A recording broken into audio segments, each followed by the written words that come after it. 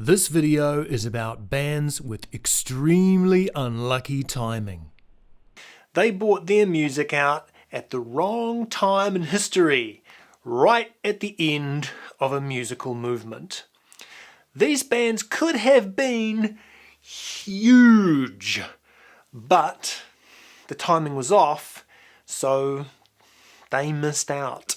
I'm talking about bands who came out right at the end of the hair metal or fusion rock movements at the end of the 1980s, start of the 1990s. And these were pretty much killed off by grunge. Now some people might classify these bands as hair metal.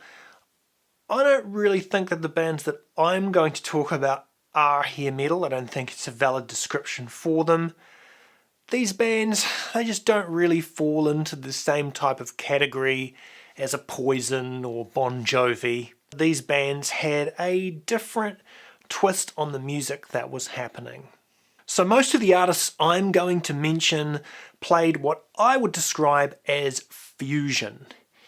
Fusion is literally a fusion of funk and rock. So the fusion that I'm talking about became really popular at the end of the 80s and the beginning of the 90s.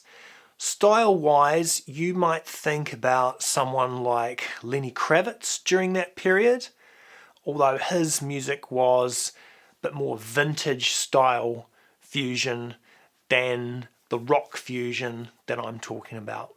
The sad thing is that these bands were, in my opinion, some of the best bands of the period. The skill level of musicianship at this point in time was through the roof, especially from a guitaring perspective.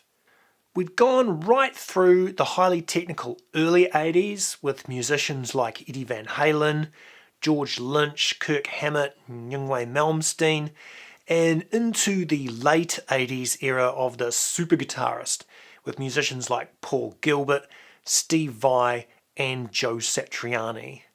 This was the peak of guitar virtuosity, and fusion was a move away from the very structured metal sound that had been so pervasive and towards a much groovier, funkier feel.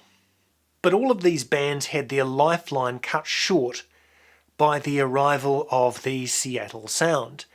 They came along right at the end of the glory days of 80s rock and were washed away in a wave of grunge. So these bands never really got their due. Let's get started. In 1989, Mercury Records released Not Fakin' It, the second album from Michael Monroe. Michael Monroe was just a stage name. He was born Matti Fagerholm from Finland. He actually achieved some success earlier in the band Hanoi Rocks, which was reasonably successful in the UK. But after that, the band broke up in 1985. Monroe decided to move to the US and pursue a solo career. So his first album, Nights Are So Long, did not attract an enormous amount of attention, but right at the end of the hair metal movement, Not Fakin' It was released and garnered some critical acclaim. This album was a conglomeration of rock and blues with a far greater street appeal than much of the hair metal of the time.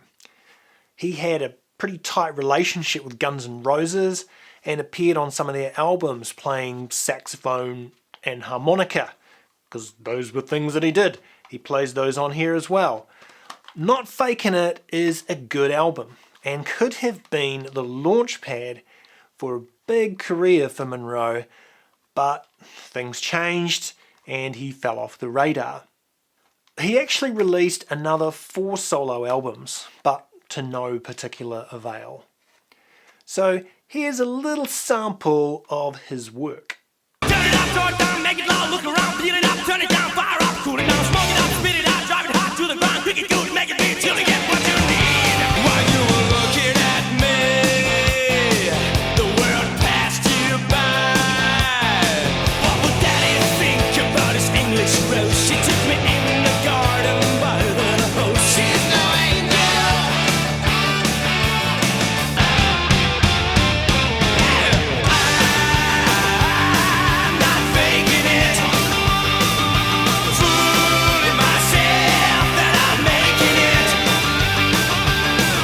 So you've probably never heard of this next guy. Stevie Salas is a Native American musician who brought out Color Code in 1990. This is when fluoros were at the height of fashion. He even opened for Joe Satriani when Joe was touring with Flying in a Blue Dream. Salas would go on to release albums in 93 and 94. By this stage, that style of funk rock was almost dead and buried. He performed on a number of other tours and projects, but never really reached his potential. The times had moved on, and his style of rock guitar was not popular anymore. Now, that's not to say that he wasn't successful in other fields, but Color Code hit at a time when the masses were just looking for something else. And so here's a little sample of some of the really, really good stuff on Color Code.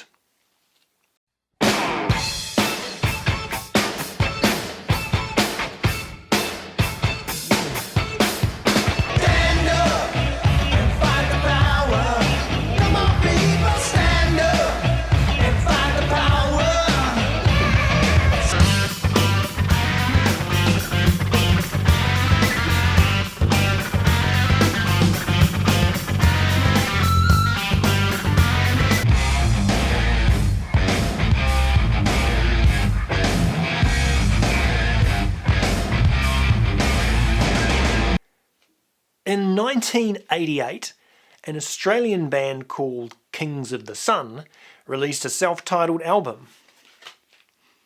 It didn't achieve a lot of critical success, but it was a kick-ass album, which fit right into the genre of energetic rock which was happening at the time. Their follow-up album, Full Frontal Attack, released in 1990, peaked out at number 93 on the Australian charts. This is a band that has never achieved the success that they could have. I can almost picture Kurt Cobain, Chris Cornell and Eddie Vedder standing around the coffin of Kings of the Sun, hammering in the nails.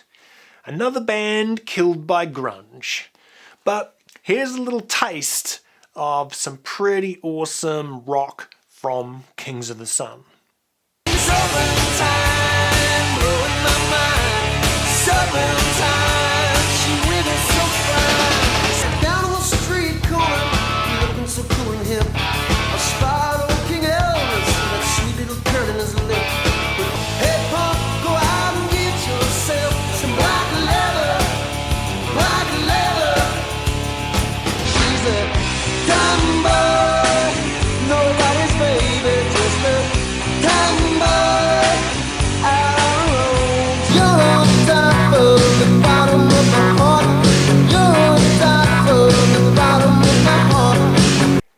One of my favourite bands from the 80s was formed in 1988.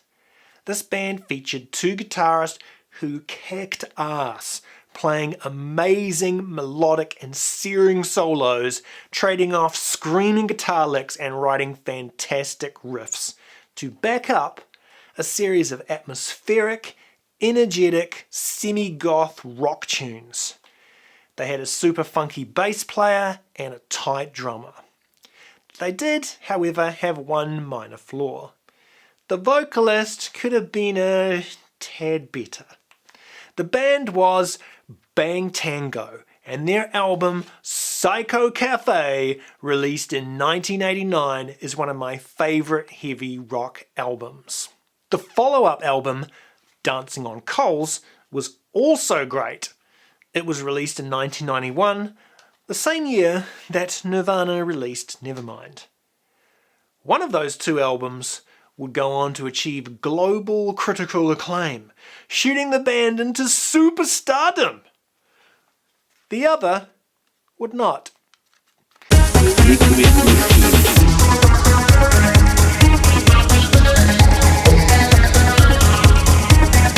At the time, I would have argued vehemently that Dancing on Coals was a far superior album. I may have changed my tune on that, but nonetheless, This was a band with fantastic potential that was cut short by the oncoming barrage from Seattle. Bang Tango continued on until 1995 when they broke up. Joe Leste, the vocalist, later reformed the band, but he was the only original member. As I understand it, they are still going today, but not as the Bang Tango I remember. This was a band that could have been fucking amazing, but they came around at the wrong time in history. Here's a little sample of Bang Tango. Misery, she loves you, you're her company. Silent nights you wonder why you cannot sleep. Bringing on the attack of life, bringing on the night. Whisper. Bringing on the attack of life, bringing on the night. Whisper. Get it up, push it up, spit it out.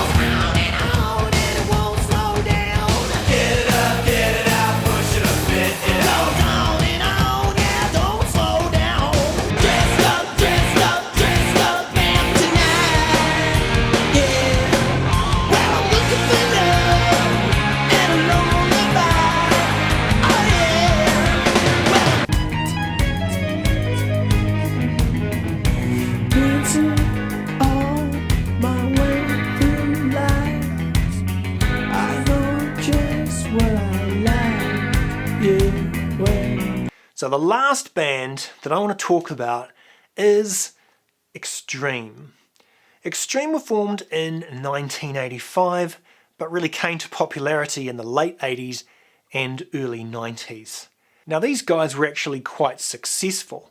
They sold 10 million albums and had a number of hits, including More Than Words, which hit number 1 on the Billboard Hot 100 in the US, and Wholehearted, which made it to number 4. So why are they on this list?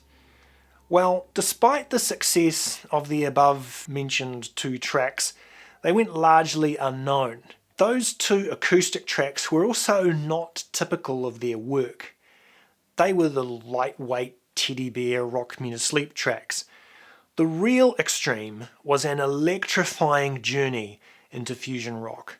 This was a raunchy, riff-driven rock band. Their first album was released in 1989 and it was self-titled. It didn't really take off but got enough sales to warrant the second album. This second album, Pornograffiti, released in 1990, was epic. In my view, one of the best albums of the entire hard rock genre. Even though it included More Than Words and Wholehearted, the 2 big hits from the album, it was primarily a funk rock album. Nuno Bettencourt was, in my view, one of the best guitarists of the era. He was a riff-writing maniac. This album features riffs like this.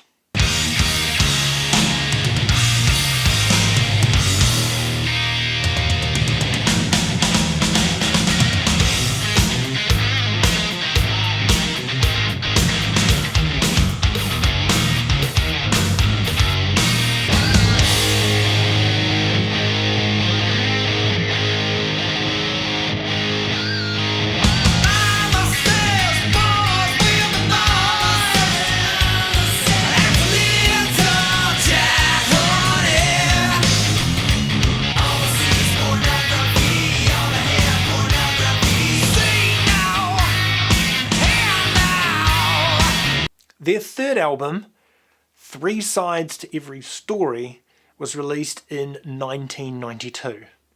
This was a good album. I really loved it. But then at that time I would have loved anything that Nuno Bettencourt did. I was a young rock guitarist practicing 3 hours a day to try and emulate my rock god heroes like Satriani and Vai. Nuno was in the same ballpark as these guys, but fit what he did into the context of singable and chartable songs. He was pretty much my guitar hero for a short period of time. Looking back though, I can acknowledge that while Three Sides to Every Story had amazing riffs and some really interesting songs, it did not have the cohesion of Pornograffiti. Pornograffiti feels like a complete album. All the parts fit together, even the overly commercial acoustic tracks. But the real heart of Pornograffiti was the crazy-ass, overdriven funk rock. Three Sides was a bit all over the place, and gauging by the lyrics, someone in the band had found God and was trying to put their stamp on the album. The whole thing felt like an attempt at a Christian concept album. Maybe not quite that bad, but a little bit that way. So when you have a band as good as this, what could possibly happen to screw them over so badly? Well, as mentioned, in 1991, a little Seattle band called Nirvana released an album called Nevermind. And although this album was in fact only the tip of the iceberg of the entire Seattle grunge movement, it was the sound that screamed the entrance of the Seattle sound, or grunge, and the last post for the entire American metal or hair metal movement, whatever you want to call it. You probably need no introduction to Nirvana. If you do, then you need to get your ass into gear and listen to them. Tracks like Lithium, Come As You Are, and of course Smells Like Teen Spirit completely changed rock music for the 1990s. The grunge movement was reactionary in many ways, in the same way that punk had risen in the 1970s as a lo-fi, low-tech reaction to the stadium rock bands of the time. Grunge was a stiff middle finger to the pretentious glam metal that was so pervasive on the American scene. Three Sides to Every Story was perhaps evidence of extreme reaching too far, trying to change their sound too quickly and do too much. A lot of the heavy rock bands of this time were under enormous pressure. The tide had turned and record labels were seeing it. Bands like Soundgarden, Smashing Pumpkins and Alice in Chains were waving the alternative flag, and bands like Extreme were on the way out. Now maybe they were trying to change things up to combat this sea change. I don't know. When grunge came along and achieved such popularity, it was a sign that this era of music was over. Grunge was a callback to punk, stripped down, less technical, less flashy. Grunge did not respect the musicality of this genre, and the punters were clearly ready for something new. The one constant in music is change. Inevitably, when one musical movement comes along, it consumes the last. Anyone not capable of or prepared to change will not make it out. So many old rockers are left wondering what happened. They failed to adapt. Hey, thanks for watching. Please punch all the buttons and tell me if you can think of any other great underrated or unknown bands who were killed off because they just arrived on the scene at the wrong time. Put them in the comments below and I'll see you next time.